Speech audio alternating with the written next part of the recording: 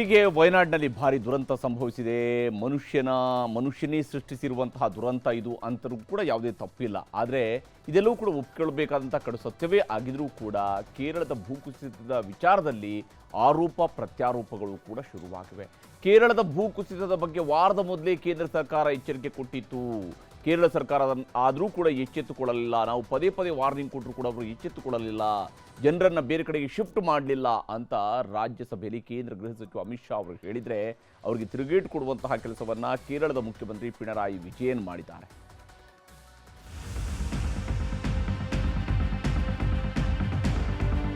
ವಯನಾಡು ದುರಂತಕ್ಕೆ ಇಡೀ ದೇಶವೇ ಮಮ್ಮಲ ಮರುಗುತ್ತಿದೆ. ಆದರೆ ನಮ್ಮ ರಾಜಕಾರಣಿಗಳ ಮಧ್ಯೆ ರಾಜಕೀಯ ನಡೆಯುತ್ತಿದೆ. ಅದರಲ್ಲೂ ಕೇಂದ್ರ ಗೃಹ ಸಚಿವ ಅಮಿತ್ ಶಾ ಕೇರಳ ಸರ್ಕಾರ ಮತ್ತು ರಾಹುಲ್ ಗಾಂಧಿ ಅವರನ್ನೇ ದುರಂತಕ್ಕೆ ನೇರ ಕಾರಣ ಅಂತ ಆರೋಪಿ ಸ್ಥಾನದಲ್ಲಿ ನಿಲ್ಲಿಸಿದ್ರು.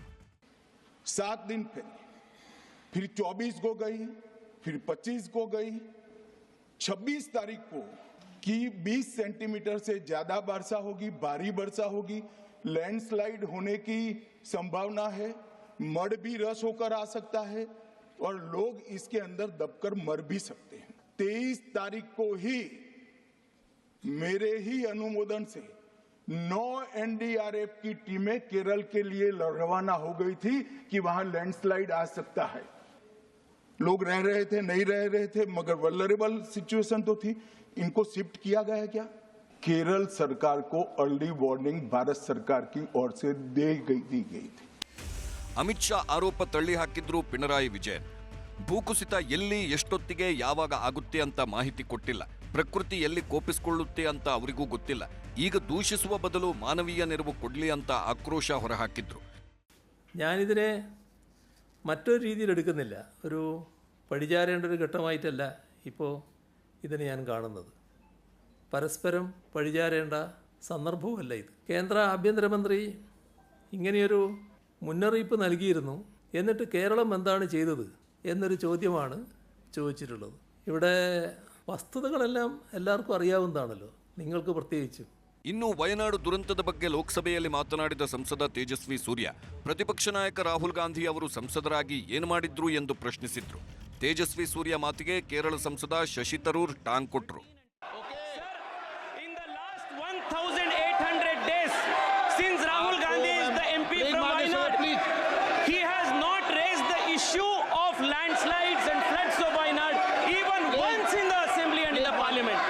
Speaking in Parliament should needlessly politicize a humanitarian crisis. Right now we're looking at a significant number of deaths, likely that more than 200 lives will be lost by the time this process is over. We have to be a little humane, a little sensible on this. Everything is not politics in our country. ರಾಜಕೀಯ ಕೆಸರೆರಚಾಟದ ಮಧ್ಯೆ ಲೋಕಸಭೆಯಲ್ಲಿ ವಯನಾಡು ಭೂಕುಸಿತದ ಬಗ್ಗೆ Rahul Gandhi ಪ್ರಸ್ತಾಪಿಸಿದ್ರು. Huge tragedy in Wayanad and the military is doing a good job there. Support the people of Wayanad, that we give them, and I'd request the government to help the people of Wayanad in this difficult time. I think this is the second time this tragedy has taken place. This took place 5 years ago, and it is quite clear that this area has an ecological issue, and whatever high-tech solution can be brought forward. ಈ ಮಧ್ಯೆ ಕಾಂಗ್ರೆಸ್ ಸಂಸದೀಯ ಸಭೆಯಲ್ಲಿ ಭೂಕುಸಿತದಲ್ಲಿ ಮೃತಪಟ್ಟವರಿಗೆ ಸಂತಾಪ ಸೂಚಿಸಲಾಯಿತು.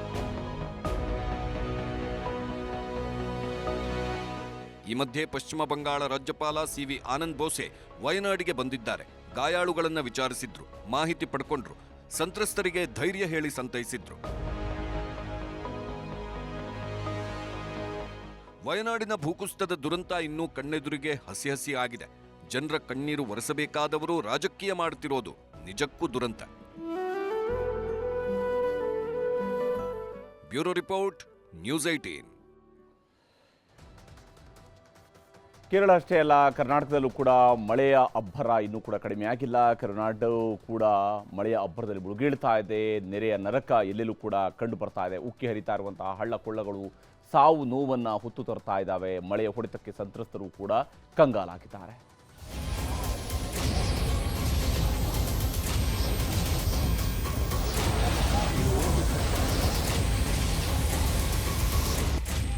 ಚಿಕ್ಕೋಡಿ ತಾಲೂಕಿನ 10 ಹಳ್ಳಿಗಳು ಅಕ್ಷರಶಃ ಜಲಸಮಾಧಿಯಾಗಿವೆ.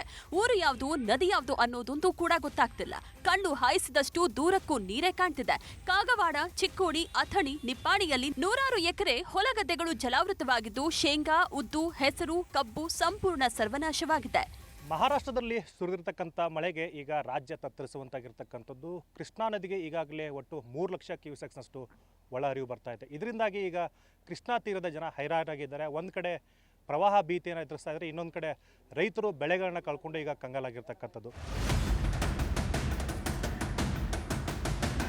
Bhadra ಡ್ಯಾಂನಿಂದ 50,000 cusecs ನೀರು ಹೊರಬಿಟ್ಟ ಪರಿಣಾಮ ಶಿವಮೊಗ್ಗ ನಗರದ 30ಕ್ಕೂ ಹೆಚ್ಚು ಮನೆಗಳು ಮುಳುಗಿ ಹೋಗಿದೆ.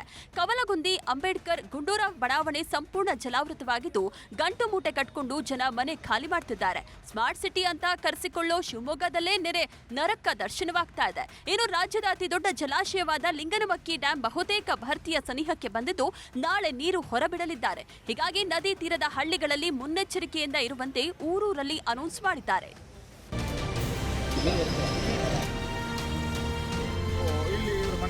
ಕೊಡಗು ಜಿಲ್ಲೆಯಲ್ಲಿ ಮಹಾಮಳೆಯ ಕಂಟಕ ನಿಲ್ಲೋ ಹಾಗೆ ಕಾಣ್ತಿಲ್ಲ.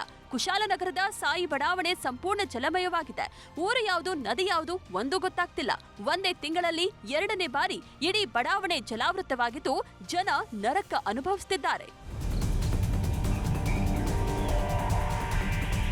ಹಾಸನ ಜಿಲ್ಲೆಯ ಶಿರಾಡಿ ಘಾಟ್ ಬಳಿ ಕ್ಷಣಕ್ಕೂ ಗುಡ್ಡಗಳು ನಡುಗೋದಕ್ಕೆ ಶುರುವಾಗಿದೆ. ಎಲ್ಲೆಂದರಲ್ಲಿ ಮಣ್ಣು ಕುಸಿಯುತ್ತಿದ್ದು, ನಿನ್ನೆ ಬೆಟ್ಟ ಅಪ್ಪಳಿಸಿದ್ದ ಜಾಗದಲ್ಲೇ ಇಂದೂ ಸಹ ಬಾಯ್ಬಿಟ್ಟಿದೆ. ಮಳೆ ಅಬ್ಬರ ಜೋರಾದ್ರೆ ಮತ್ತೆಲ್ಲಿ ಕುಸಿಯುತ್ತೋ ಅನ್ನೋ ಭಯ ಕಾಡ್ತಾ ಇದೆ.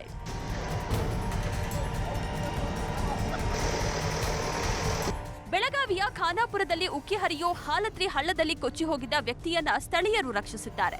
ಕರಾವಳಿ ಜಿಲ್ಲೆಗಳಲ್ಲೂ ಮಳೆಯ ಅಬ್ಬರ ಮುಂದುವರೆದಿದೆ. ಸಮುದ್ರ ತೀರದಲ್ಲಿ ಅಲೆಗಳ ಭೋರ್ಗರೆತ ಕ್ಷಣಕ್ಕೂ ಹೆಚ್ಚಾಗ್ತಿದ್ದು, ಮೀನುಗಾರಿಕಾ ರಸ್ತೆಗಳು ಧ್ವಂಸವಾಗಿವೆ. ವಿಶ್ವ ಪ್ರಸಿದ್ಧ ಬ್ಲೂ ಫ್ಲಾಗ್ ಬೀಚ್ಗೆ ಹೋಗುವ ಮಾರ್ಗ ಬಂದಾಗಿದ್ದು, ಜನಜೀವನ ಅಕ್ಷರಶಃ ತತ್ತರಿಸಿ ಹೋಗ್ತಿದೆ.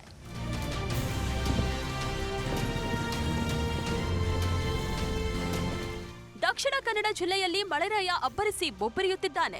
ಬಂಟ್ವಾಳದ ಜಕ್ರಿಬೆಟ್ಟೂನಲ್ಲಿ ನೇತ್ರಾವತಿ ನದಿ ಅಬ್ಬರಿಸಿ ಹರಿಯುತ್ತಿದೆ. ಇದರ ಪರಿಣಾಮ 10 ಮನೆಗಳಿಗೆ ನೀರು ನುಗ್ಗಿ ದೊಡ್ಡ ಅವಾಂತರವೇ ಸೃಷ್ಟಿಯಾಗಿದೆ. ದಕ್ಷಿಣ ಕನ್ನಡ ಜಿಲ್ಲೆಯಲ್ಲಿ ಭಾರೀ ಮಳೆ ಮುಂದುವರೆದಿದೆ. ಜಿಲ್ಲೆಯ ಜೀವನದಿ ನೇತ್ರಾವತಿ ಅಪಾಯದ ಮಟ್ಟವನ್ನ ಮೀರಿ ಹರಿತಾ ಇದೆ. ನಾವೀಗ ಬಂಟ್ವಾಳದ ಜಕ್ರಿಬೆಟ್ಟು ಭಾಗದಲ್ಲಿದ್ದೇವೆ. ನೀವು ದೃಶ್ಯಗಳಲ್ಲಿ ಗಮನಿಸ್ತಾ ಇದ್ದೀರಿ, ವಿಶಾಲವಾಗಿ ಹರಿಯುತ್ತಿದೆ ಜೀವನದಿ ನೇತ್ರಾವತಿ.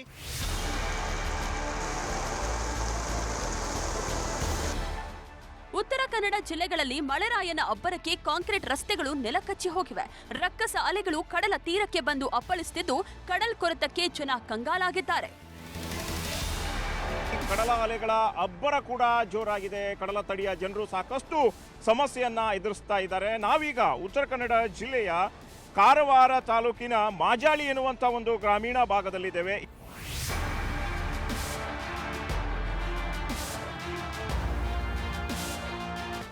ಹಾಗೂ ಭದ್ರಾ ನದಿ ಹುಚ್ಚೆದ್ದು ಹರಿಯುತ್ತಿರೋ ಪರಿಣಾಮ ದಾವಣಗೆರೆ ಜನ ಕಂಗಾಲಾಗಿದ್ದಾರೆ.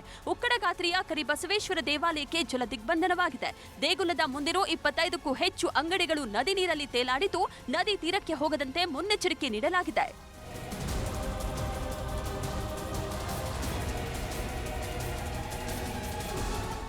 ಚಿಕ್ಕಮಗಳೂರಲ್ಲಿ ಮಳೆ ತಗ್ಗಿದ್ರೂ ಮಳೆಯಿಂದ ಆಗ್ತಾ ಇರೋ ಅವಾಂತರಗಳು ಮಾತ್ರ ನಿಲ್ತಿಲ್ಲ. ಭದ್ರೆಯ ರೌದ್ರಾವತಾರಕ್ಕೆ ಕಳಸ ಹೊರನಾಡು ಸಂಪರ್ಕ ಇನ್ನೂ ಬಂದ್ ಆಗಿಯೇ ಇದೆ. ಮುಂಜಾಗ್ರತಾ ಕ್ರಮವಾಗಿ ಪೊಲೀಸರು ಬ್ಯಾರಿಕೇಡ್ ಹಾಕಿದ್ದಾರೆ. ಕಾವೇರಿ ಕೊಳ್ಳದಲ್ಲಿ ಭಾರಿ ಮಳೆಯಾಗ್ತಿರುವುದರಿಂದ ಕೆಆರ್ಎಸ್ ಜಲಾಶಯಕ್ಕೆ ಭಾರಿ ಪ್ರಮಾಣದ ನೀರು ಹರಿದು ಬರ್ತಿದೆ. ಹೀಗಾಗಿ 1,30,000 ಕ್ಯೂಸೆಕ್ಸ್ ನೀರನ್ನು ಹೊರಬಿಡಲಾಗ್ತಿದೆ. ಕಾವೇರಿ ನದಿಯ ಜಲ ವೈಭವ ಡ್ರೋನ್ ಕಣ್ಣಲ್ಲಿ ಸೆರೆಯಾಗಿದ್ದು, ನೋಡುಗರನ್ನ ಮಂತ್ರಮುಗ್ಧವಾಗಿಸುತ್ತಿದೆ.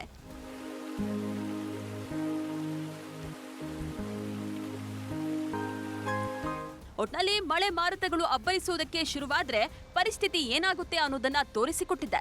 ನೆರೆಗೆ ಹೆದರಿ ಊರು ಬಿಟ್ಟವರು ಮತ್ತೆ ಬದುಕು ಕಟ್ಕೊಳ್ಳೋದೇ ಮುಂದಿನ ಸವಾಲು. Bureau report, news 18.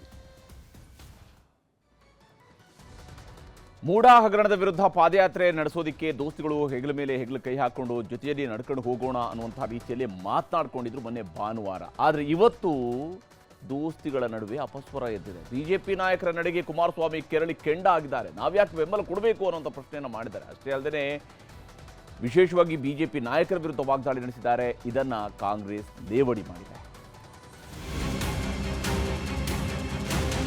ಬೆಂಗಳೂರಿನಿಂದ ಮೈಸೂರಿನವರೆಗೆ ನಮ್ಮ ಶಕ್ತಿ ಇರ್ತಕ್ಕಂಥದ್ದು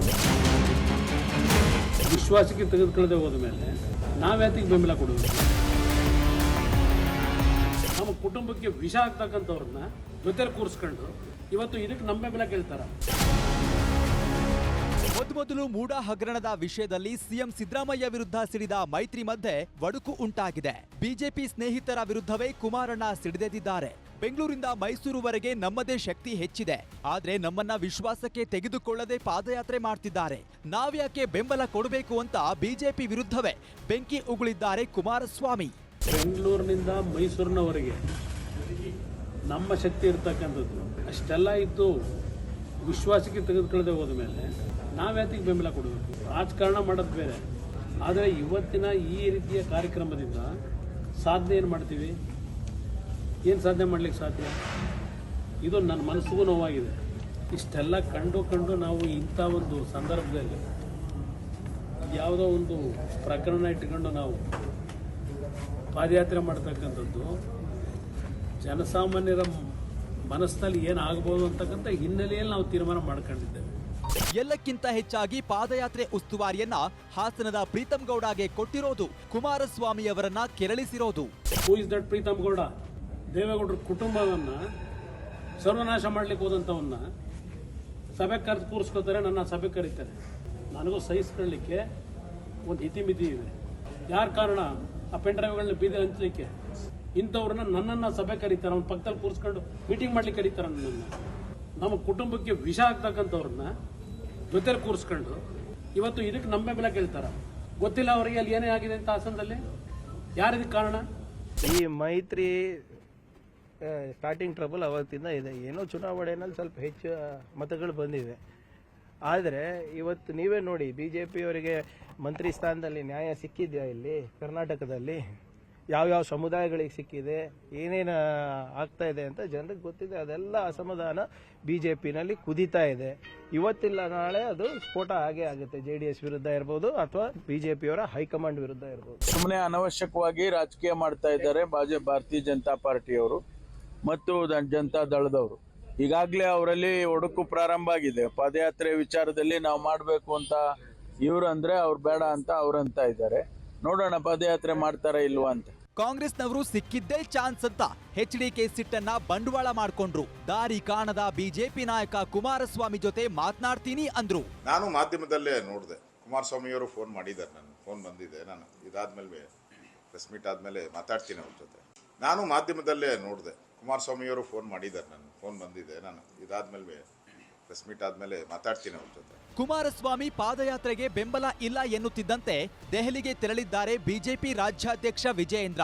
ರಾಜ್ಯದಲ್ಲಿನ ಎಲ್ಲಾ ಪರಿಸ್ಥಿತಿ ಬಗ್ಗೆ ಅಮಿತ್ ಶಾ ಹತ್ರನೂ ಹೇಳ್ಕೊಂಡಿದ್ದಾರೆ. ಪಾದಯಾತ್ರೆ ಅಂತಿಮ ನಿರ್ಧಾರಕ್ಕೆ ನಾಳೆಯವರೆಗೆ ಕಾಯುವಂತೆ ಅಮಿತ್ ಶಾ ಹೇಳಿದ್ದಾರಂತೆ. ಇದ್ರ ಮಧ್ಯೆ ಶಾಸಕ ಯತ್ನಾಳ್ ಮತ್ತೊಂದು ಬಾಂಬ್ ಹಾಕಿದ್ದಾರೆ. DK ಶಿವಕುಮಾರ್ ಅವರನ್ನ ಸಿಎಂ ಮಾಡೋದಕ್ಕೆ ವಿಜಯೇಂದ್ರ ಪಾದಯಾತ್ರೆ ಮಾಡ್ತಿದ್ದಾರೆ ಅಂತ ಸ್ಫೋಟಕ ಹೇಳಿಕೆ ಕೊಟ್ಟಿದ್ದಾರೆ. ಇದಕ್ಕೆ ಕೆರಳಿದ DK ಶಿವಕುಮಾರ್ ಮಾನನಷ್ಟ ಮೊಕದ್ದಮೆ ಹೂಡ್ತೀನಿ ಎಂದಿದ್ದಾರೆ. ಈಗ ಮೂಡ ಹೋರಾಟ ಮಾಡ್ತಾ ಇದ್ದಾರೆ ವಿಜಯೇಂದ್ರ. ಮೂಡ ಹೋರಾಟ ಸಿದ್ದರಾಮಯ್ಯನವ್ರು ಇಳಿಸಿ DK ಶಿವಕುಮಾರ್ ಮುಖ್ಯಮಂತ್ರಿ ಮಾಡ್ಲಾಕತ್ತಾರ ಅನ್ನೋದು ಬಹಿರಂಗಪಡಿಸ್ಬೇಕು. DK ಶಿವಕುಮಾರ್ ಆದೇಶದಂತೆ ವಿಜಯೇಂದ್ರ ಪಾದಯಾತ್ರೆ ಮಾಡ್ತಾ ಇದ್ದಾನೆ ಅಂದರೆ ಸಿದ್ದರಾಮಯ್ಯನ ಇಳಿಸಲಿಕ್ಕೆ. ಅದಕ್ಕೆ ಈ ಪಾದಯಾತ್ರೆ ಒಂದು ಹೊಂದಾಣಿಕೆ ರಾಜಕಾರಣ ಇದೆ. DK ಶಿವಕುಮಾರ ಅವರ ಉಪಕಾರ ತೀರಿಸಲಿಕ್ಕೆ ಇವತ್ತು ವಿಜಯೇಂದ್ರ ಪಾದಯಾತ್ರೆ. ₹100